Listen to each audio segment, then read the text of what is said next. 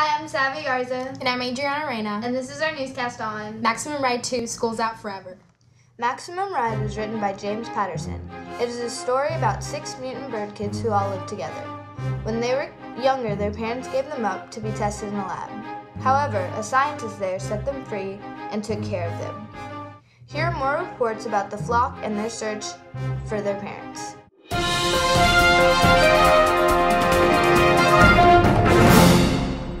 Good evening. I'm Savannah Garza, and this is Fox 4 News at 9.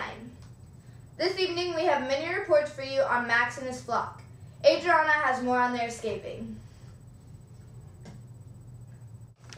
Thank you, Savvy. According to reporters, Max and his flock are headed to a new territory. It seems that they have escaped the erasers and the whitecoats. Reporters say that they are all together with no bad wounds whatsoever. But what are these erasers up to? Savvy has more in this report. This has been Adriana Reyna with Fox 4 News.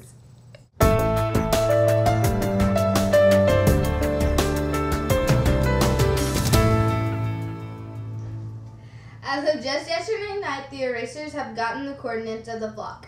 He reported them flying south-southwest, and they have appeared to have passed Philadelphia. According to reporters, they are headed to Washington, D.C.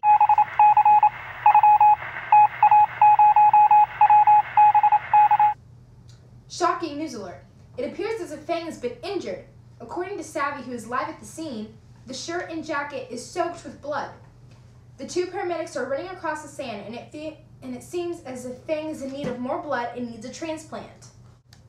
Let's check in with Savvy, who's live at the scene!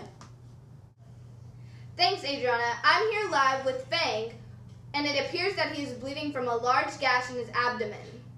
Max just informed me that human blood cannot be transmitted to Fang, and it has to be blood from his own kind or he will die. Situation is critical. However, hopefully, we will be able to stir the flow of blood long enough to get him to the hospital where blood transfusion can take place. This has been Savannah Garza, live with Fox 4 News. Back to you, Adriana. In recent news concerning the flock, it appears as though they have found a housing with a motherly figure by the name of Ann Walker. This hospitality is allowing them to rest and recover from their long series of trials and tribulations that they have been forced to undergo over the course of the last few months.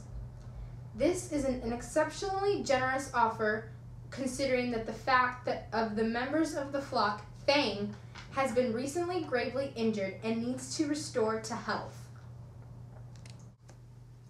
Although what they did not expect was to get enrolled in a real school with teachers, students, and classes, which just adds to the mystery.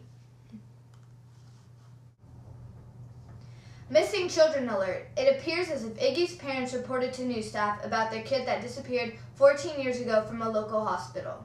Adriana has an interview with Mr. Griffith. Good evening. I am here with Mr. Griffith, whose son disappeared from a local hospital almost 14 years ago. How are things, Mr. Griffith? Things are hell. Ever since the incident 14 years ago, seems like I've always been down on my luck. It's just hard to get by every single day. It almost seems like the world's out to get me. Mr. Griffith, can you explain exactly what happened? It's a lot to ask. I mean, I'm not even sure exactly what happened, but I'll try. Well, he was born, and basically he just disappeared. It was, I don't know how to say it, it's just a freak accident. We don't know what happened, we don't know where he went, and my wife and I have to live with this pain every single day. It's a horrible mystery. It's been 14 years. Has it gotten any easier? Easier. Not even close. If anything, it's gotten harder. The longer it's been, the more we think about it, the more we postulate what could have happened to him. I mean, just getting by each and every day is a struggle. I just hope he's alive and well out there somewhere.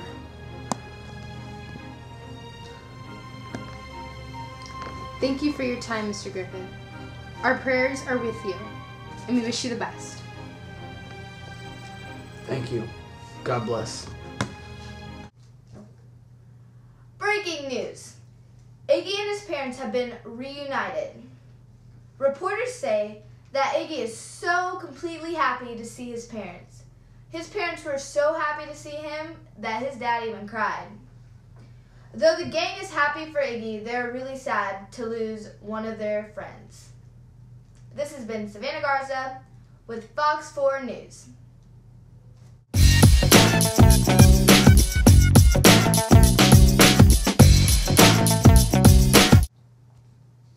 This just in. The fight between Max and Max. Savvy got a chance to catch up with Max weeks later after the incident.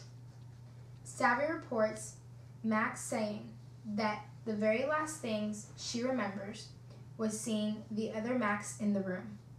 Max told Savvy that she didn't know if she was awake or asleep.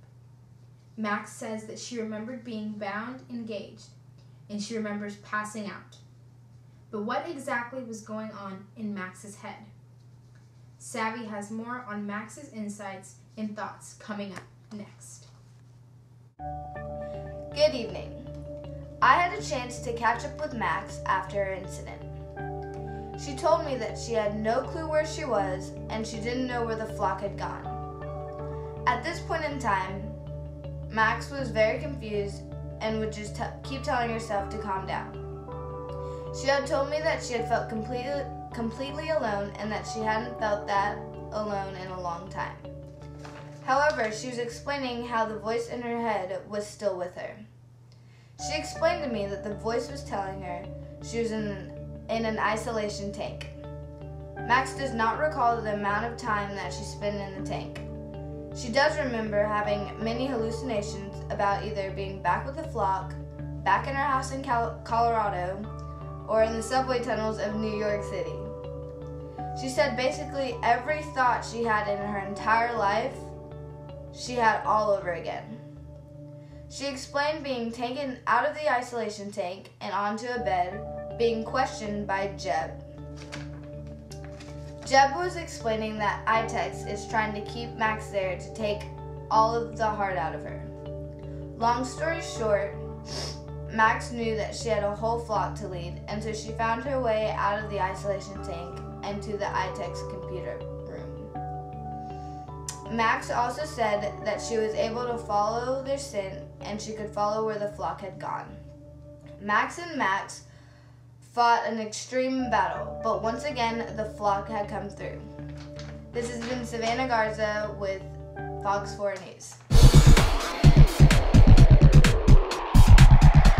Drinking coffee all the time. So, Adriana, what was it like interviewing Mr. Griffin, a father of Iggy? You know, it was just a great experience, and I'm so glad I was there to interview him. And he's a great man, he has great morals, and he was very touched by what had happened to Iggy. And I know that if he would have raised Iggy, he would have done a great job at doing it because he was a great person and he was there and the one-on-one was good and everything. And I feel so touched and so sad for him and his family and his wife.